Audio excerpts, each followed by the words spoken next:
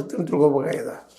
ಯಾರಿಗೂ ಸಾಧ್ಯ ಇಡೀ ವಿಶ್ವನ ಆಡುವಂಥದ್ದು. ಅಲೆಕ್ಸಾಂಡರ್ ನಿಮಗೆ ಗೊತ್ತದ, ಇಡೀ ವಿಶ್ವ ಗೆಲ್ಲಬೇಕಂತ ಹೋದ ಪಡೆಗೆ ಏನದ, ಯಾವುದೋ ದೇಶದಲ್ಲಿ ಸೊಳ್ಳೆ ಕಡಿತಕ್ಕೆ ಮರ್ಯಾಕ ಬಲಿಯಾಗಿ ಸತ್ತು ಹೋದ ಅಲೆಕ್ಸಾಂಡರ್. ವಿಶ್ವ ಗೆಲ್ಲುವ ಅಲೆಕ್ಸಾಂಡರ್ ಸೊಳ್ಳೆಗಳ ಕಡಿತಕ್ಕೆ ಸತ್ತು ಹೋದ. ಇತಿಹಾಸದಲ್ಲದ ಇದು. ಕೊನೆಗೆ ಹೋಗೋ ಮುಂದೆ ಕೈ ಹೊರಗಿಟ್ಟ, ಇಲ್ಲೇನೂ ಒಯ್ಯುವುದಿಲ್ಲಪ್ಪ ಅನ್ನೋ ಅಂತ ಹೇಳ್ಕೊಟ್ಟ. ಅಂಥದ್ದನ್ನು ತಿಳ್ಕೊಬೇಕಾಗಿದೆ. ಟ್ರಂಪ್ ಅವರು ಪೋಪನ ಮಾತು ಬೆಲೆ ಇಲ್ಲ. ಇಸ್ಲಾಂ ಧರ್ಮದ ಅದು ಒಂದು ಟೆರಿಸ್ಟ್ರಪ್ಪ ಅಂತ ಹೇಳುವಂಥದ್ದು ಇರಲಿ, ಅಲ್ಲೂ ಇಲ್ಲಂತ ನಾವು ಯಾವುದೂ ಹೇಳ್ತಾ ಇಲ್ಲ. ಆದ್ರೆ ತಾನೇನು ಮಾಡ್ತಾ ಇದ್ದಾರೆ, ಅದೇ ಕಾಲಕ್ಕೆ ಇಸ್ರೇಲ್ ನೆತನ್ಯಾಹು ಇವತ್ತು ಏಕಾಂಗಿ ಆಗಿದ್ದಾರೆ. ಅವ್ರ ಪರ ಯಾರೂ ನಿಲ್ತಾ ಇಲ್ಲ. ಇವತ್ತು ಒಂದೊಂದಾಗಿ ಇರಾನ್ ಜೊತೆಗೆ ಚೈನಾ ಜೊತೆ ದೋಸ್ತಿ ಮಾಡ್ತಾ ಇದ್ದಾರೆ.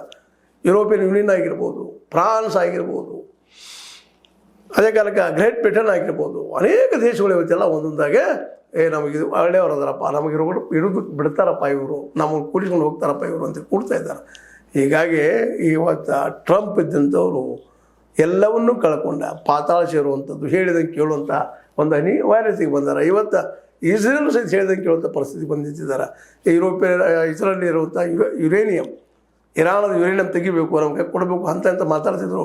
ಅದನ್ನು ಸಹಿತ ಕಡಿಮೆ ಮಾಡ್ಕೊಳ್ತಾ ಇದ್ದಾರೆ, ಬೇರೆ ಆಗಿಲ್ಲ. ಇಲ್ಲಾಂದ್ರೆ ಹೊರ್ಮುಜ್ ಬಂದಾದಂಗೆ ರೆಡ್ ಸೀ ಹೇಳಿದಂತಹ ಅಲ್ಲಿ ಒಂದು ದಾರಿಯನ್ನು ಅದು ಬಂದಾಗೋ ಸಾಧ್ಯತೆಗಳು